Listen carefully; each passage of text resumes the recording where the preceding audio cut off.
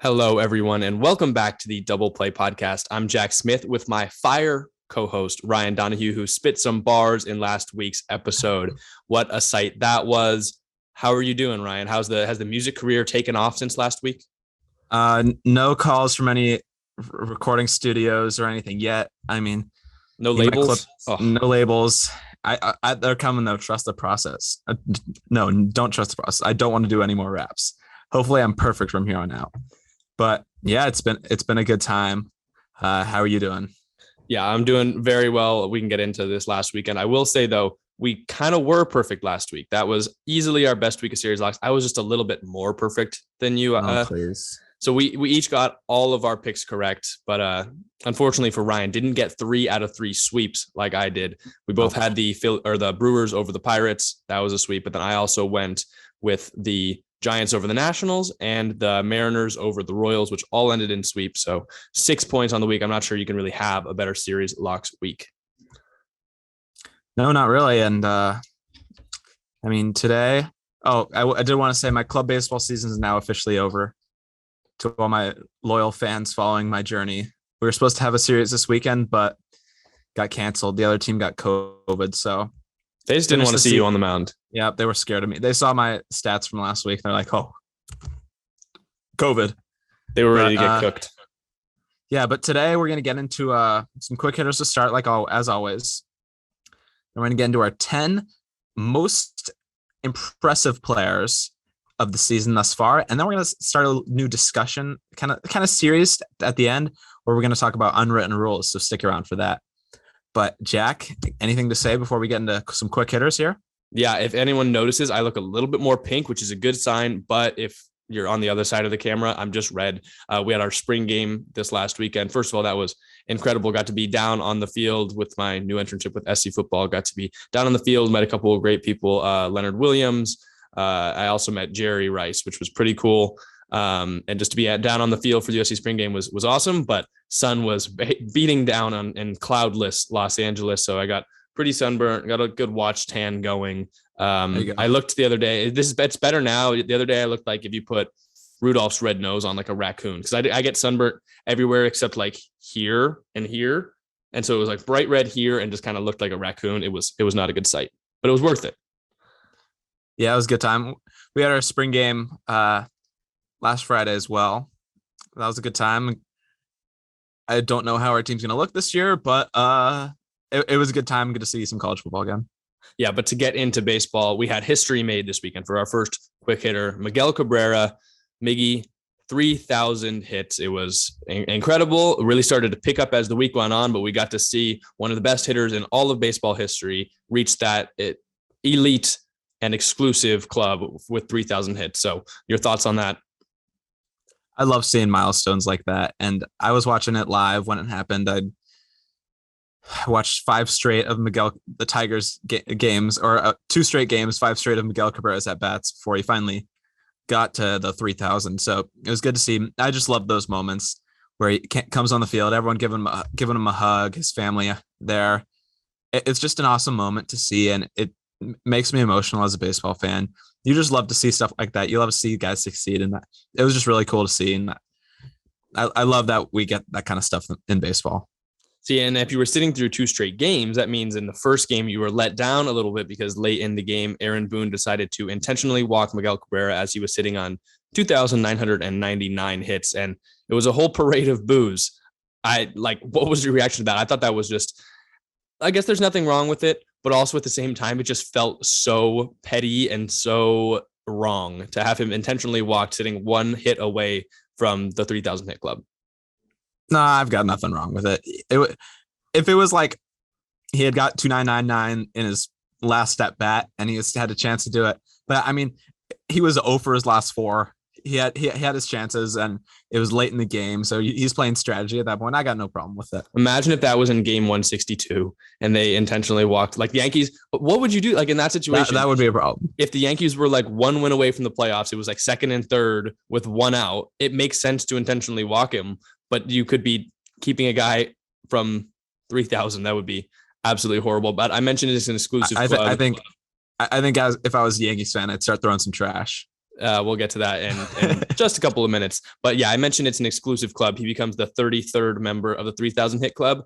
But now he's one of 3 players in MLB history with 500 homers, 3,000 hits, and a 300 plus career batting average. It's him, Hank Aaron, and Willie Mays. That is some fantastic company. Other things to talk about. If you take out the 300 career batting average, 3,000 hits and 500 homers is 6 other people, 2 with PED asterisks and A-Rod and Rafael Palmeiro. It's just him and Hank Aaron and Pujols with 3,000 hits, 500 homers, and 600 doubles. If you're going down to multiple batting titles and home run titles plus 3,000 and 500, it is just Hank Aaron. And standing in a league of his own is Miguel Cabrera with 3,000 hits, 500 homers, and at least 1 triple crown.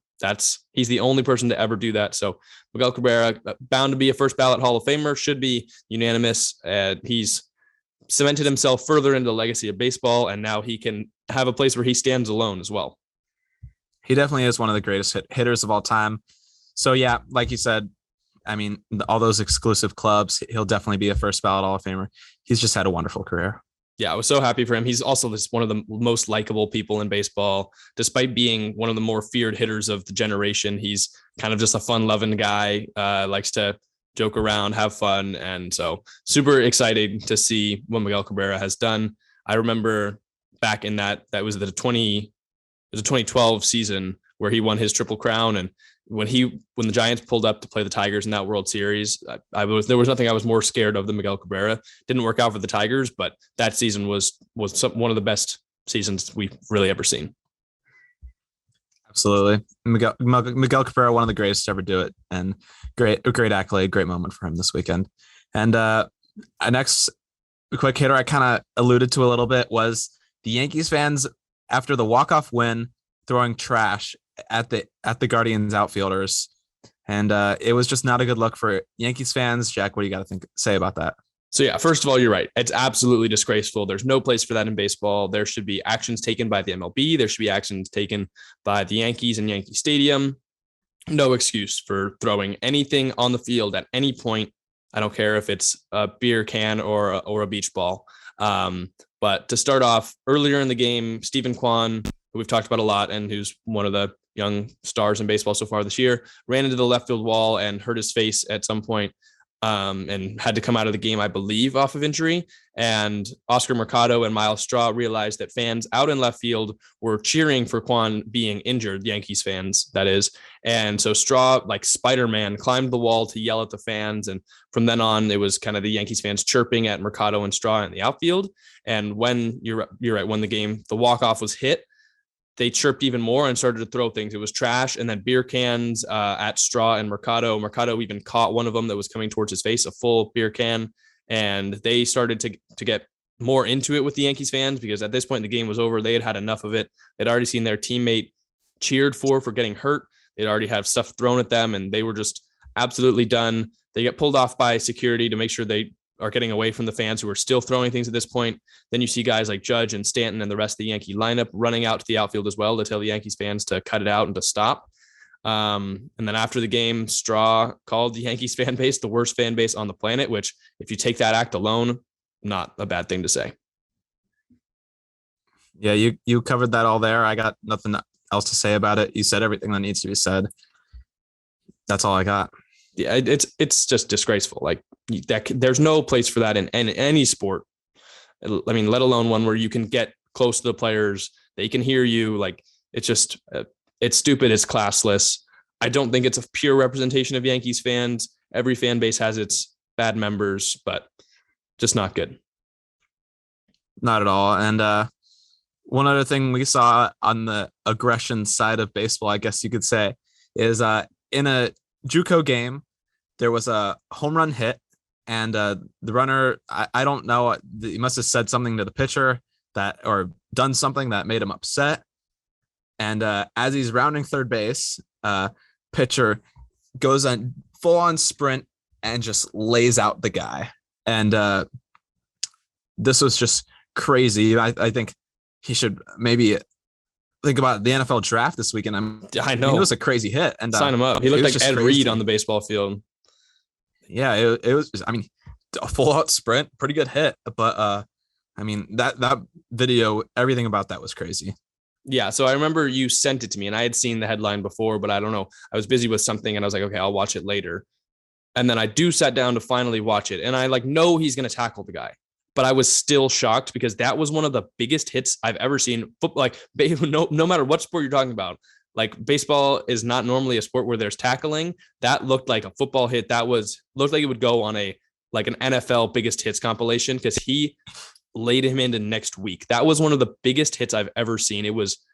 It still shocked me, even though I knew it was going to happen, because I didn't think he was going to hit him that hard. It was absurd. I'm sure I've put the video on the screen during this or right now.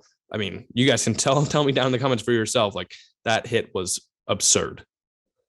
Yeah, it's like when you're getting hyped for your 5th grade flag football game, watching biggest hits. That should be on there. But yeah. I mean, I was watching the video, talking with my friend Thomas. Shout out Thomas. But he was like, "What kind of suspension do you get for that?" It was like 10 games the rest of the season. I was thinking, okay, it's got to be at least 10. And I think he only ended up getting like 3 or 4, which was very surprising to me. But then he was released from his team, so he's pretty much done. Okay, I didn't see that part. The league handed out, I think, like a 2-game suspension to the batter, probably for saying whatever he said. I think it was a 3 or 4 game suspension for the pitcher, and then everyone who left the dugout was also suspended for a game.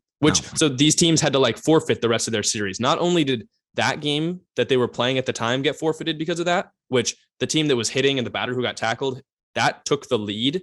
And despite taking the lead, they forfeited the game for both sides. And then the rest of that series was forfeited as well, which was a little interesting from the league. I don't know. They just gave both teams a loss? No, I don't. I just think they just did not count it. Oh, okay. Which is stupid because the hitting team literally took the lead, and all the dude did was get absolutely shredded by the pitcher as he ran at third base, and then they don't have a lead anymore.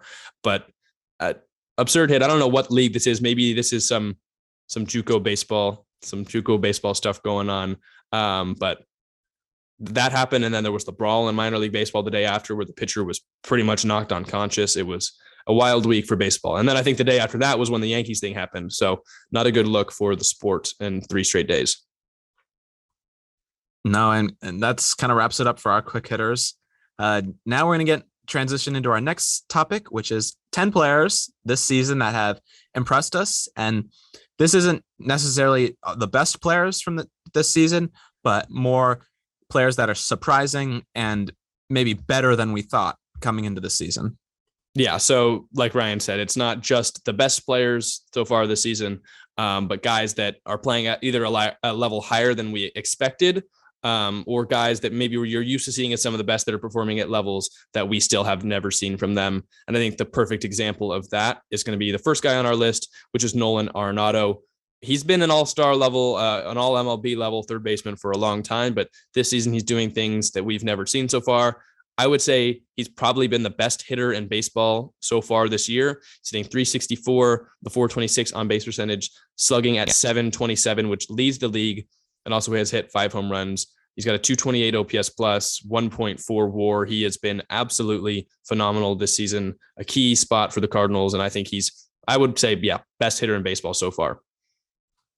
You mentioned all those stats. I mean, they're just ridiculous right now. We've seen Arenado do that in his time in Colorado, but that was kind of like, okay, Coors a little bit, but this is the first time we've seen him do it at this level for the Cardinals. And I think if he stays healthy and he continues to put up these insane numbers, like we know he can definitely be an MVP candidate because we know he's an elite defender. And I've been an Arenado fan for a long time. He's just a great player. And if he can stay like this, watch out for the NL Central. The Cardinals, they're coming. Because you're right. We've seen Arenado be great, but I still don't even think in Coors he's ever been this good. And again, kind of for all these players, there's a disclaimer that it is a smaller sample size. We're only a little chunk into the season so far, but I think some of the stuff you see at the beginning of the season is normally a telling tale for what you're going to get. Maybe we're not going to get this Arenado the entire year, but I think it's a sign that he improved this offseason. He's going to be a better player than we've seen the last couple of years in St. Louis. And if it's close to this level he's at right now, it's going to be the best season we've ever seen from him, which, considering the kind of years that he's had in the past, is pretty big. Yeah, and he's been one of the better third basemen in the league for a while, and we're seeing that already this year. I think he's number 2 in WAR too. I think Machado's 1, which I wasn't sure. I think that was like as of last weekend, so it might have changed. But you're right. I've always been on that Arenado train. I hated seeing him in the NL West because he hit a home run at just about every game against the Giants. But he's one of those guys who, while I didn't like him as a player, his talent was one that I respected among those at the top of the league.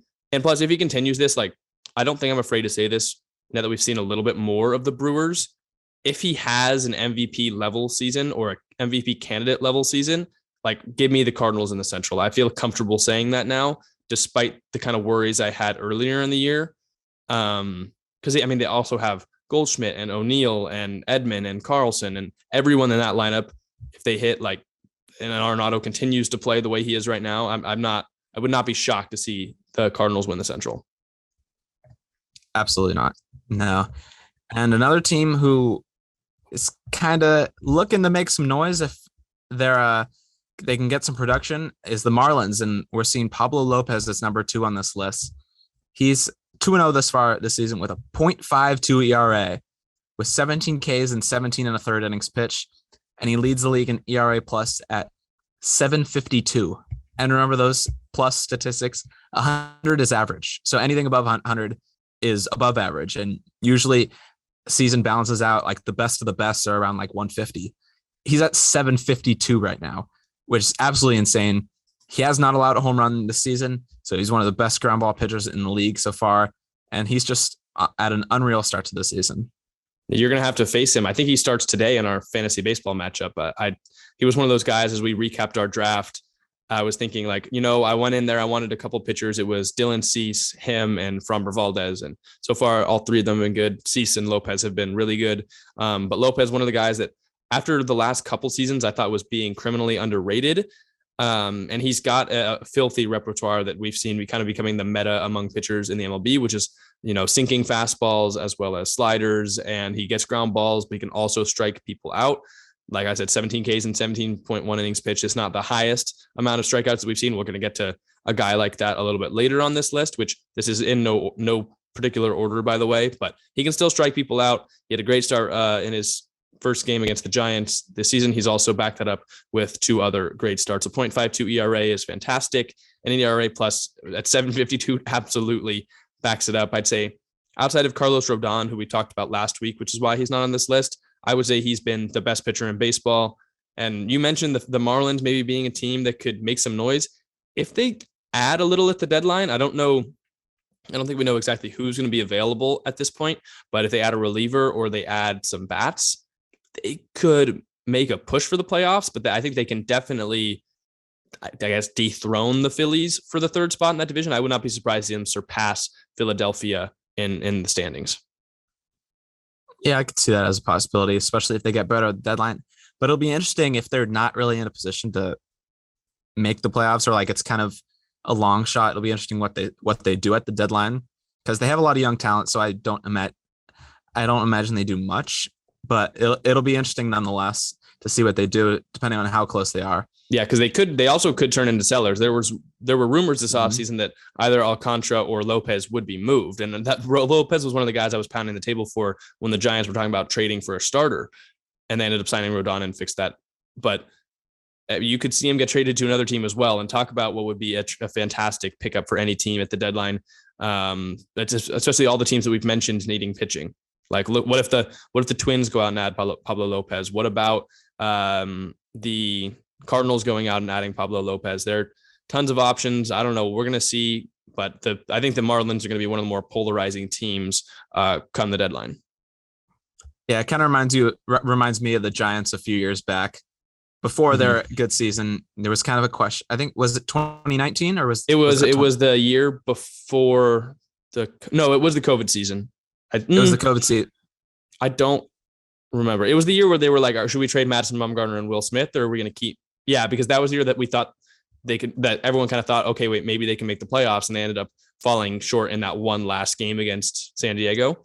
So yeah, it was that year, and it was Mad Bum and Will Smith, and they ended up keeping both. And luckily they're in a better spot now, but they absolutely could have traded them for probably a couple good prospects. Yeah, so it kind of reminds me of them going into the season. It'll be interesting to see what they do. Another young team who is hoping to make the playoffs this season is the Mariners. And with that third guy on our list is Ty France, who's been absolutely ridiculous. I'll let you get into some of his stats, but I think he's been the best hitter in the NL or the AL so far. Yeah, I mean, he had that fantastic game the other day, which we can get into in a bit, but so far in the season, hitting 375 with a 459 on base percentage, 656 slugging, 5 home runs, leads the league in OPS plus, but also leads the league in total hits and total bases. I don't remember exactly what the number is, but he's been absolutely fantastic. And for a Mariners lineup that had a lot of good pieces, he has stepped up to be the anchor of that lineup and be kind of that main guy, the guy that you're afraid of.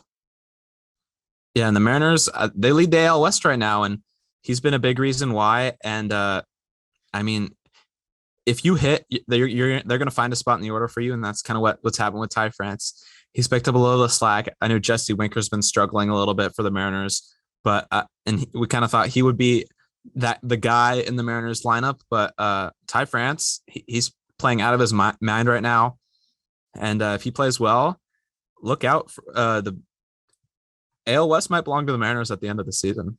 Yeah, and we don't mention a lot of American League first basemen outside of Vladimir Guerrero Jr. So you could, absolutely Ty France, slot him in as maybe one of the all-stars at first base. I can totally see it. If he continues what he's doing right now, obviously he will be, but even if you say he levels out a little bit, I would not be surprised to see him in LA for the All-Star game. Absolutely. And we saw him kind of pop off and kind of get his recognition, get his flowers he's been deserving for this season, this past weekend against the Royals. And you had that one as a serious lock. That he's a big reason it ended up as a sweep. Hit for a sweep. And that last game went to, was it 12? It was a final in 12. And he was leading off in the bottom of the 12th in a tie game. Obviously the runner on second because of the ghost runner rule.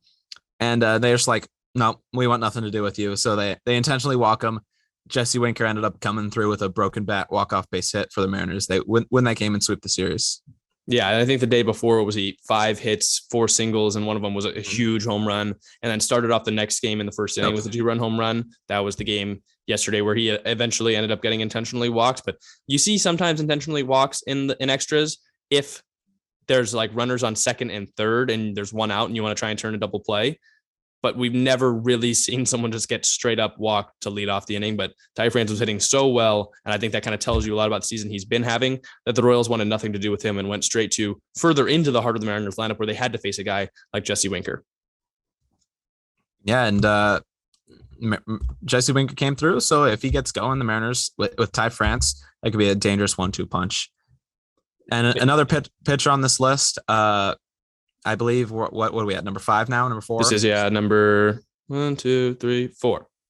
Number 4, guy, former Giant, who the Giants lost this offseason. He went to the Toronto Blue Jays. It's Kevin Gausman. He's had a good season so far. He's on my fantasy team, shoving for me. Good luck seeing him this weekend. I haven't figured out Jack and I are playing each other in fantasy this week. So that's what's going on. He's 2-0. I'm 1-1. So we've got a big week so far. But back to Kevin Gausman. He's at no walks so far, which is a great sign. 2.89 ERA, but his FIP is fielding independent pitching is at 0.73, which is ridiculous. And that kind of ERA minus fielding, if like fielding wasn't involved. And obviously when he controls that splitter, he's one of the better pitchers in the MLB. And we saw that for the first half plus of last season, where he was really a Cy Young candidate and kind of a breakout. He'd always been the solid pitcher, but last year he kind of cemented himself as being one of the better in the National League, and now he's in the American League. Yeah, I'll admit when I'm wrong. I was wrong, I think, so far on Kevin Gausman. I expected him to regress a little bit. I kind of read into the Giants never even offered him a contract, which made me think that they thought they were going to get the best. They had already gotten the best out of him that we would see, and so I started to buy into that as well. Towards the second half of last season, he became a lot more human. And the reason was he couldn't control that splitter. He ended up walking a lot of guys. It was easier to take. He's at his best when people think that they can hit his pitches. And when the other teams just started to take his splitter and it was not ending up as a strike, he could not have very much success. He get behind in the count, have to go to that fastball, gave up a lot of home runs, including with the game I went to in the NLDS against the Dodgers in game 2. He did not pitch all that well. So it was a rough end to the last season, and kind of with this offseason started to read into it a little bit.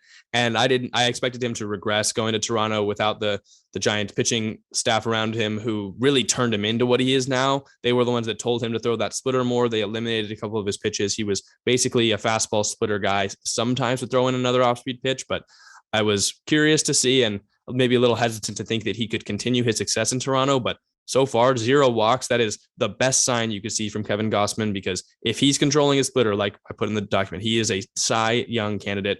I'm pretty confident about that.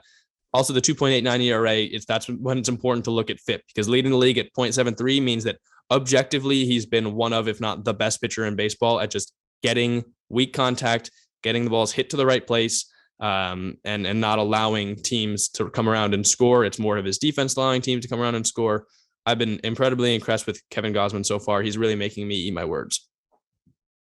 And you mentioned that last year, 2021 NLDS, a guy who kind of came alive in that series before having a atrocious spring and an atrocious 2021 as a whole. Cody Bellinger, he's been very impressive so far this season. I've obviously watched all of the Dodger games. So he's not like, maybe he might not be the best guy on this list or a guy who's performing the best, but he's definitely one of the most surprising, especially after the horrible 2021 and the horrible spring this season. But he's putting up 273 batting average with 333 on base percentage, 582 slugging, but the power's back for Belly. He's got 4 bombs, including a multi-home run game yesterday.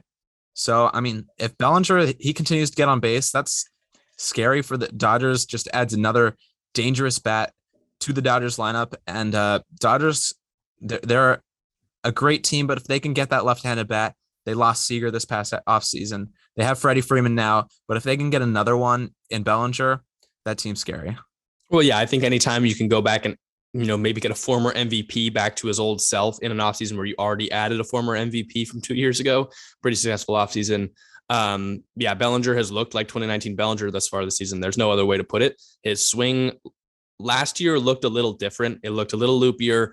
It just was not connecting with the baseball, and they struck out way too much. And not kind of the way where he was taking hacks and he was like, okay, I'm fine if I strike out because I'm going to hit homers if I don't. He just was not having a successful year last year. Objectively, the worst hitter in baseball by statistical measures. But this season, he's been crushing the ball. Just won National League Player of the Week. He's been fantastic. I sure hope he doesn't return to 2019 Bellinger form. He can have like a mildly successful year and I'll be okay with it. But he's always been, he's stuck in that Dodger lineup because of what he'd been in the past and because he's still an elite defender. He's tall. He's got a cannon of an arm, except when he's throwing to first. Or what was that one game, the Dodger Giant game last year? He was playing first and he threw it to third. Yep. I liked that one. But he looks like 2019 Cody Bellinger. And if that continues for an entire season and you add him and Freddie Freeman to the already potent Dodger lineup, unfair. Yeah, I don't think he will return to that fully to 2019. I think this will kind of be the player he is, because in 2019, I mean, he was hitting around like 330 for the entire season while seeing that power and 40 plus home runs. I think the guy Cody Bellinger will be is somewhere in between what he was last year and the MVP. I think he'll probably hit around 260, 270, but he'll show the power. I think 30 to 40 bombs is realistic with a 270-ish batting average, which is more than the Dodgers need from him. And I think, they don't need him to be a 300 plus batter with almost 50 home runs every season. So if he can hit around 260 and 30 to 40 bombs, that'll be great for the Dodgers. If his OPS starts with an 8 and he continues to play the defense that he's been playing in center field, it's over. Like that's exactly. He wasn't healthy. You're right. He wasn't healthy last season, which is kind of part of the reason he blamed on it. He shoulder injury all year, hurt his leg in the beginning of the season. Because remember in 2020, the forearm bump with I believe it was Kike Hernandez dislocated his shoulder. So he was still kind of healing from that kind of the whole season. And we saw him kind of be a little healthy in the playoffs last season before switching his swing up in the spring. But one thing I noticed that kind of got him going again this season, he went back to the 2019 batting stance. Before he was kind of a little more bent. Now he's more upright and with the bat flat. So I think that could be kind of the reason why he's a little back. He's not switching up the swing. If it ain't broke, don't fix it. Yeah, and if you hurt one of your shoulders and you're standing like him with such a vicious swing and you don't trust fully the strength of your arm and the ability to control your hands, that's when your swing starts to get a little loopy. When you don't trust it and you don't trust your hands to be like in and get the bat to the ball, I completely understand how he would be struggling last year. And of course, injury came in kind of a dumb way, but when you just can't trust it, it's so hard to hit, especially with his kind of stance where it's so rapid, it's so quick and so vicious.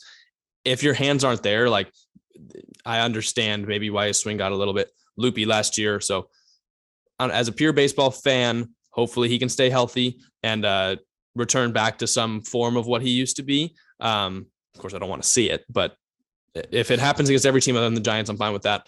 Another reclamation season that's happening so far is Francisco Lindor. Lindor was one of the more disappointing players in all of baseball last year, but like Bellinger, he looks like he's maybe returning back to the guy he used to be when he was in Cleveland. So far, hitting .313 with a .408 on base percentage and a .563 slugging percentage. Looking back to that MVP candidate, had a great series against the Giants when the Mets took 3 of 4 earlier this week, including a walk-off single in game 1 of the doubleheader that they played.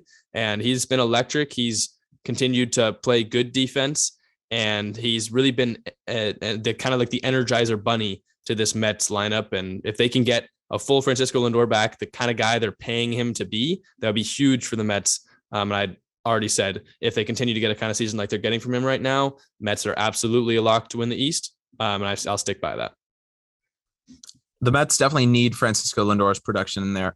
They've got I would say they have a good offense, definitely above average. And they've got a lot of guys who can make their offense great, like Francisco Lindor, but they need guys like that to produce and kind of put up runs for this pitching staff. I have ice in my mouth. Keep talking. But yeah, I mean, that's kind of all I have to say about Lindor. He's been good. And if do you have anything else to say about Lindor? Yes, I now have stuff to say about Lindor. Okay, now the ice is out of my mouth. The ice out. His swing just looks back to normal. He was spraying the ball to the opposite field against the Giants. He's been continuing to do that all year. Again, like a switch hitter, doing it from both sides of the plate, incredibly valuable. And when his stroke is those line drives into the gaps, and then he connects for the home runs, that's exactly what you want to see from Lindor. The Mets looking to be getting their money's worth thus far through the season, which all Mets fans would agree not what happened last year. Another guy in New York who's maybe the guy on this list who people would least expect to be here, and that's Nestor Cortez. He kind of came onto the scene a little bit last year with the Yankees. He's got that great mustache. He's a likable guy, had a pretty successful year, but so far this year, he's been incredible. Garrett Cole has been down a little bit, had a good start last week, but the rest of that Yankees rotation, the rest of their pitching staff has been great. Nestor Cortez, a big reason why they're able to kind of weather the storm with Cole not being that frontline ace. He's got a 1.15 ERA and a whopping 44.6% for strikeout percentage. That is absurd. He's been one of the best pitchers in the American League this year, one of the best pitchers on that Yankees roster, which is full of guys who are really overperforming to start the year.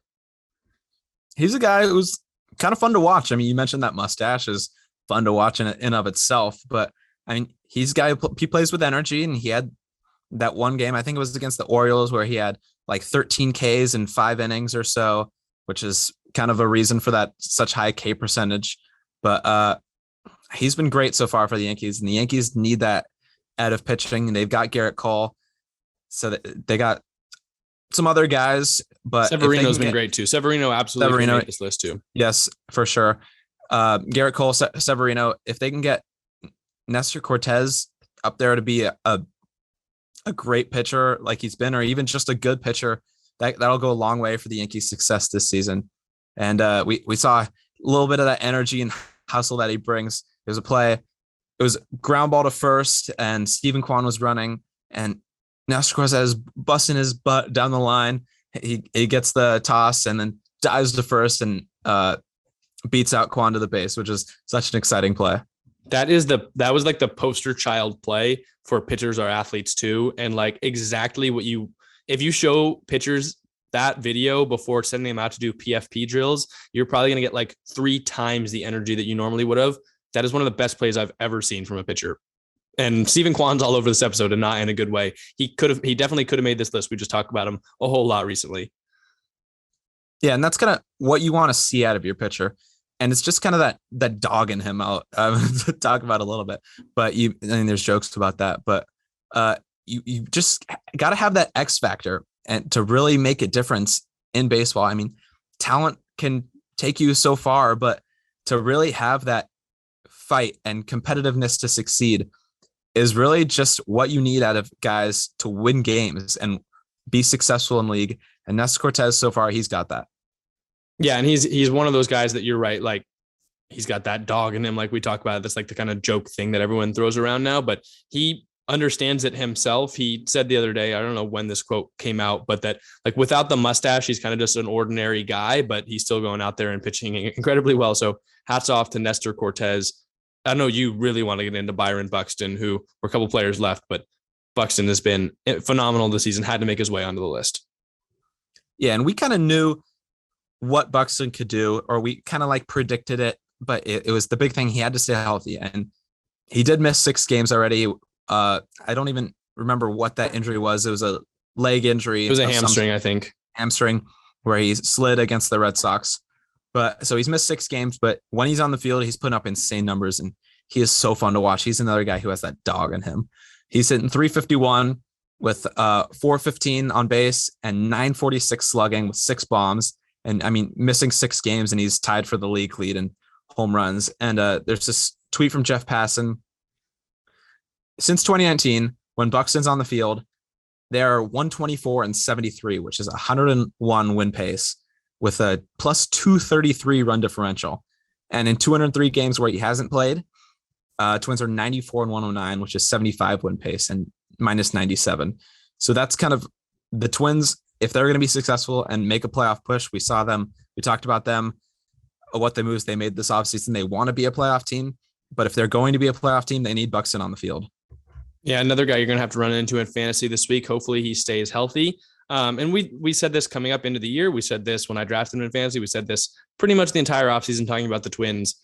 If he's healthy, he's an MVP candidate. He might be the MVP favorite because what we've seen from him collectively in his healthy stretches from the last couple of seasons, you think back to last April as well, he was the best player in baseball in that whole month. And unfortunately gets hurt, has to miss out on the season, but he's been one of the best players in baseball so far again this month. And in his last 162 games, 8.4 WAR, which is MVP level. It's elite, incredible season. If we get a full healthy season of Byron Buxton, absolutely sign me up. He's probably going to win MVP. You stole my thunder there a little bit. I was just going to say, assuming Byron Buxton's healthy, he will win MVP this season. I can confidently say that he's one of the best, most exciting, most fun players to watch in the MLB, and watch out for the Twins if he's healthy as well. Because he's we talk about the hitting and the slugging percentage, which is insane, but he's also one of the fastest players in the league. Yep. He's one of the best defenders in the league, especially in a position like center field. He scratches runs out of nothing, like you see guys like Starling Marte do. He can hit home runs with the best of them, and he can roam center field like he's Kevin Kiermaier, but he can actually hit. Like, it's absolutely absurd what Byron Buxton has been doing and can do. I think the sky's the limit for him. Yeah, and I mean, it's that speed and aggressiveness and success in center field defensively that you mentioned. That's also been a reason why he's been hurt. I mean, we see him just go full speed into the wall sometimes, getting hurt there. So just put him at DH, put bubble wrap around him and let him hit. Yeah, just the Twins need his offensive production. And I think if he stays healthy, that team's going to be great. A kind of guy that does not have the same name value that Byron Buxton does coming into the year. That's Kyle Wright. He's second to last player on this list. We're saving the best for last at number 10. Kyle Wright kind of came out of nowhere this year, and so far has got a 1.06 ERA and a 13.76 K per 9 through 3 starts with the Atlanta Braves. He struck out 26 of the 66 batters he's faced in 3 phenomenal starts. Yeah, the Braves, they got a dirty rotation. If Kyle Wright puts up these type of numbers, they're going to be elite with Max Fried, Charlie Morton, Ian Anderson, Kyle Wright. That's 4 guys right there. And when you get Soroka back, that's an insane 5-man rotation.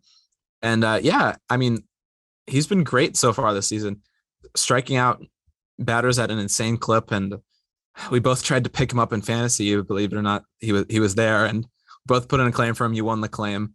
So I'll have to, another guy on this list who's been impressive that I will have to face this week. But yeah, Kyle Wright, he's been great this season. I'll give you one. I'll throw you a bone. Our number 10 guy and the guy who's been, I think we agree, the most impressive player in baseball this year. Someone I'm going to have to face this week. I'll let you hit the intro on Seiya Suzuki. Yeah, Seiya Suzuki. He's been great so far this season. I took him as a little bit of a risk in fantasy, probably a little earlier than he was going average. I was like, well, I know what he can be, I know what he has been in Japan and what he can be in the MLB. So I'll take a risk on him. And so far, he's paid off. He's hitting 354, 492 on base percentage. So he's almost getting on base in half of his at-bats, which is ridiculous. And he is slugging 688. So he's putting up home runs as well. We didn't write it down, but I believe he's at 4 home runs so far this season, 4 or 5. And he's been very impressive this season. And right now, he's my rookie of the year in the National League. I think he's putting up great numbers, and I think he will have a great season. Yeah, I think we both understood the potential of what Seiya Suzuki can be. But when you have players coming from other leagues, coming from other countries, it's sometimes difficult for them to adjust to the level of MLB pitching. We saw that happen with Shohei Ohtani. Even he ended up winning the AL or Rookie of the Year in his first year, but there were definitely growing pains in that. And we saw that in his year last year really took off. Seiya Suzuki right out of the bat is hitting like one of the best hitters in baseball. And that's what's impressive. That's what's surprising to me because I knew he could be this level of player if all things worked out. I just did not expect it to happen in his first 20 games in the pros. Yeah, he's making an impact early. And yeah, it's in a big way for the Cubs. And great player, Seiya Suzuki. Love to see him having his success. And we'll see what he can do over the course of 162 in the MLB. Yeah, and you said big for the Cubs. They this week we got to talk about this. They put up 21 runs in one game against the Pirates. 21-0. 21-0. 21-0. That's Steelers over Bears. Yeah, exactly. They won 21-0 and lost the series 3-1 and only out or like the run differential was 29 I think to 8 and they lost the series 3-1. Yeah, so Cubs offense, they've got the potential to score 21 in a game. But they also have that potential to get shut out. You said it was 29-8 and lost the series 3-1. And I think it might have been 29-9. I'm not quite sure the exact number, but it's horrible. But yeah, they score 21 in one game and then 8 over 3 and lose all 3 of those games. So Cubs very interesting there. Yeah, not what you want to see from Chicago. You love the 21 runs, but you'd like to beat the Pirates in a series and not lose 3 of 4. Let's talk about unwritten rules. Because this has been one of the biggest discussions in baseball over the last couple of weeks. We've seen a couple instances be in the limelight, some teams getting a little chippy with each other. I'll let you start it off, and I've got definitely some thoughts on it because unwritten rules is something that we've heard about for the last couple of years, and this new era, new age of baseball is kind of starting to phase them out. I'm curious what your thoughts are. Yes, this is something like you said, it's been talked more about, and whether they have a place in the game or not. And we saw 2 incidents with the Giants so far, that being Tyro Estrada stealing when he's on base, and it was who was the one who laid down the bunt? It was Mauricio Dubon laid down a bunt when it was like I don't know if it was already 13-2. It might have been like 12-2. Yeah, when they're up big. Estrada in the ninth inning. Estrada in the ninth inning was. The Giants were up by 6 and he was stealing. And then on a pop-up that fell, tried to score as well and got thrown out of home. And a couple Nationals went towards the Giants dugout. And then we saw Estrada get thrown out a couple times in the national game. Didn't get hit, but there was something there for sure with Steve Cishek, who ended up giving up a lot of runs in the ninth inning anyway, but it was interesting. Yeah, and the other instance we saw was Nico Goodrum trying to bunt to break up the Shohei Ohtani's perfect game bid, and then the Astros fans actually booing him. And so as for unwritten rules, I believe some of them have a place in the game. And I know this is increasingly unpopular opinion. People are saying, oh, they're professionals, whatever. This is what they get paid to do. If you don't want them to steal, then hold them on, or don't let them steal, pick them off.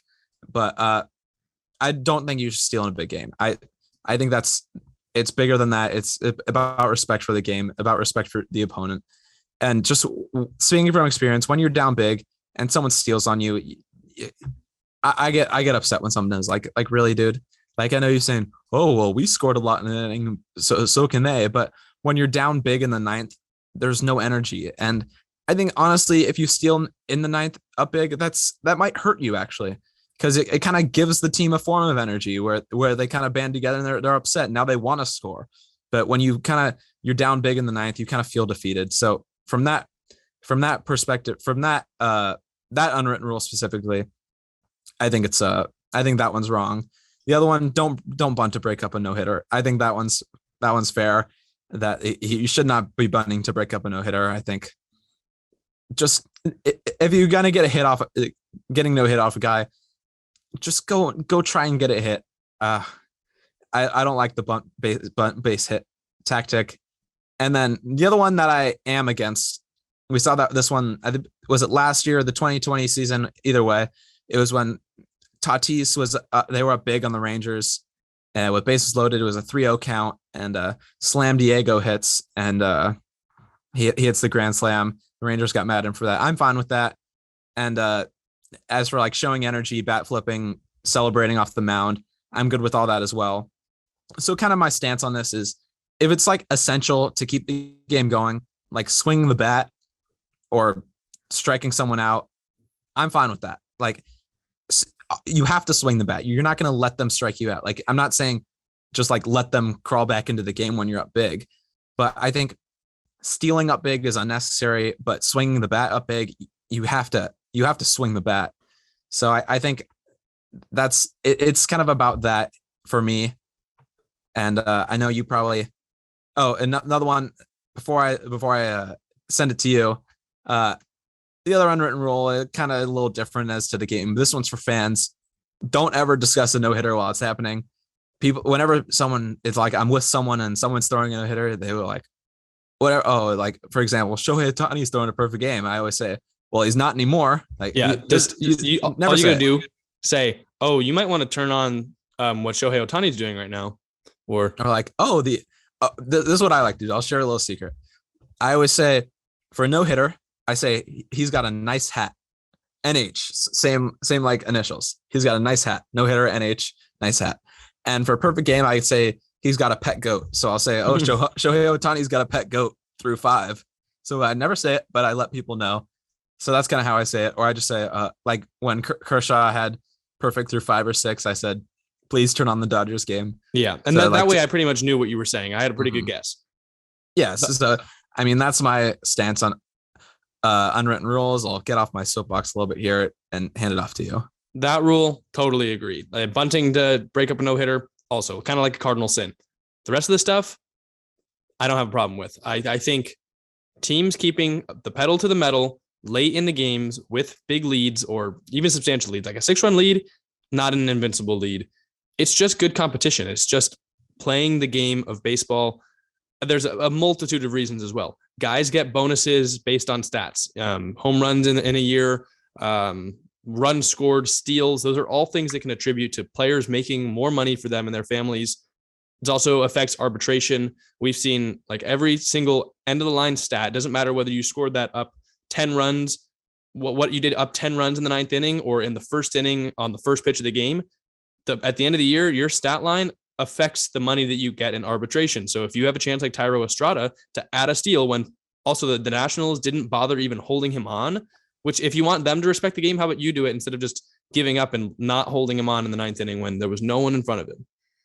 I've got something to say about the bonuses. I think some things are just bigger than the stats and the amount of money guys make. I think the respect for a guy the like game, Thairo Estrada, who like is not on a big contract at all. I think some things are bigger than contracts. I think the respect for the opponent and the games are more important than your stats and how much money you're making. How is it respecting the game if you're not even going to bother holding the runner on? It's about respecting the idea of the game. That's just the unwritten rules. They're unwritten. That's like what. Yes, that's all I have to say. Wrong. It's something you don't do, and that's just it's something we should move off of. Just because they've done it for a while. I don't believe so. I don't. But also, my dad mentioned this one to me, which I hadn't thought about, but I totally agree. Early in a series, which is when you look back to the Giants against the Padres, or even this last one with Thairo stealing against the Nationals. If you keep your foot on the gas late in the game, you burn more arms in the bullpen. You force them to go to guys they don't want to have to go to because they want to put in one guy to just clean up the slop in the 9th inning. And if like Mauricio Dubon bunting to get on and then stealing when you're up big, it made them move to another arm. And if you use more arms early in the series, you're giving yourself a better chance to win the next couple of games. That's just smart baseball, and I don't have a problem with it whatsoever. I think you're showing more respect to an opponent if you don't take your foot off the gas, because you're actually fully respecting the game of baseball by not just giving up on innings just because you're up big. It's not about giving up on innings. It's about showing the respect. And I think, like I said, anything like essential to the game, like if you're watching, just standing there with a bat on your shoulder when you're up big, that's giving up on the game. But I think not stealing isn't giving up on the game. I think if you hit a ball in the gap, keep running, but don't. What about bunting? What about the bunting bases. for a hit example that the Padres had a problem with? I mentioned that one. I mean, yeah, I wouldn't.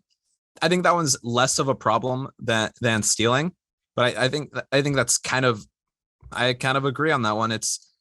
I wouldn't say it's wrong, but it is disrespectful. And I think the Padres had a fair reaction to that. My 2 cents are, if you think it's disrespectful, score some more runs earlier in the game. But also, like, if you're going to go out and still try and score runs, like I guarantee you, if the Giants just didn't try, would the Nationals have gone out there and try and score 6 runs? Yeah. So if one team is trying, the other team should be trying as well. It's not about not trying. That's what I'm trying to say. If you're not doing the most you can to put runs on the board, get on base and move, or pitch your absolute best, then I think that's not trying to your full potential. I disagree. Okay. But also, I will say, late in games and stuff like that, we've seen so many examples of blown leads and comebacks. Anything is possible at any point in sports. I say just put it out of reach. I have absolutely no problem with it. If you have a problem with it, score more runs earlier in the game. Like, I know it's like not that easy to say, but in a full game or full season of 162 games, I would prefer teams to I'll switch to a different word. Do the most that they can in all 9 times 162.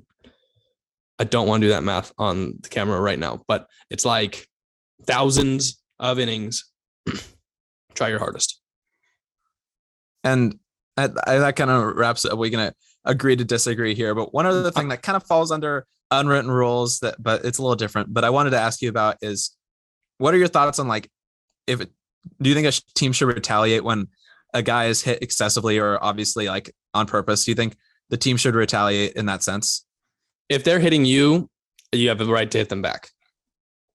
Okay. Now, I think that the first team would be right for, do I think the Nationals, if they actually were trying to hit Thairo Estrada in game 3 in the 9th inning, would that have been okay? No, I don't think that's necessary. I think that goes against what I was saying earlier. But if it was the Nationals hit Estrada, do the Giants respond back by hitting a National? Yeah, I think that is a good unwritten rule. But I think associated with that, yes, it's right, or like, I wouldn't say it's right, but like it's a reasonable response, but it also comes with consequences. And we're not saying that if you hit someone, you shouldn't face the consequences, but like that's also about, like, you hit our guy, we'll hit your guy. So it's kind of standing up for your team, but consequences are going to come with that. Yeah. And I think, like, I know I don't want to just like sound like a Giants homer when I'm saying all this. It's just they've been the team that's had 2 experiences now with it this year. Kapler is, I think, whether he agrees with it or not, actually, he's done a great job backing up his players. It's good to see that. Like, it's not like we haven't had a manager that's backed up the players, but he could have easily sold Mauricio Dubon out that first time and said, yeah, I don't know why he was bunting when we were up by that much. Like how we saw with Tony La Russa last season. Yep. And the Yerminator. Yes, exactly. It's stupid. That would have been the worst thing. So I think we're going to see these kind of start to get rolled back a little bit. If teams have a problem with them, you tend to see the teams like the White Sox, guys like the Padres who have Bob Melvin. You've got the Nationals have Davey Martinez. It's like, I don't know. Some teams are going to have a problem with it. I personally don't. But that's kind of it. And I guess that kind of wraps it up for this episode. As for the 10 impressive players, let us know who we forgot, because we couldn't put anyone on that list. But I think those are the 10 most impressive players. Yeah. So it was tough to leave people off. And I'm sure there are guys that we missed from the list as well. let us know how we messed it up, and we'll tell you guys what we think of their season, give you a courtesy explanation about how well we think they're doing. Yeah, but as for the unwritten rules, let us know you guys' opinion down below. Should unwritten rules exist? And if so, all of them or some, like how I had a problem with, but let us know down below. We'll have a conversation with you. But that kind of wraps it up for today. We're going to get into these kind of like topics. Once we start getting 2 episodes a week, the second episode will kind of contain topics like how we did with the unwritten rules. Episodes will look like that. But that kind of wraps it up for today. Yeah. Again, this was a fantastic week of baseball. We saw a lot of things that we couldn't talk about. We had a ton of great series that ended up kind of as splits. We didn't really have too many teams dominate the series in those big versus big team series. Mets had a great week. The Yankees had a pretty good week. Unfortunately for them, and that whole Guardians incident, the next day they went out and smacked the Guardians around the yard, beat them by double digits, I'm pretty sure. But a great week of baseball. There's teams that are doing well, teams that aren't doing well, like Cincinnati Reds, but good to see them pick up a win after 12 straight losses, which that wasn't even fully on my radar that they were 2-13. But we're going to be back next week to talk probably more about team specific stuff. So let us know who you want to hear about, players, teams, etc. Yeah, and absolutely. I guess I'll take us home with this one. We're not wrapping it this week. What's that? We're not wrapping it this week. No wrap this week. I think no wrap this week. We're done with that for a while. My rap career is not going to take off. Oh, that's a disappointment. Yeah, sorry to let down my fans, but we've been the Double Play Podcast. Thank you for listening. Check us out. If you're on YouTube, please like, subscribe, comment, everything. Apple and Spotify podcast, leave us a 5-star review. It'll help us. And down below are all our socials. So go follow Instagram, TikTok, Twitter, all that content. You won't want to miss it. It's got all exclusive content on there. So make sure you go follow down below. And I think that's all. We've been the Double Play Podcast. Thank you.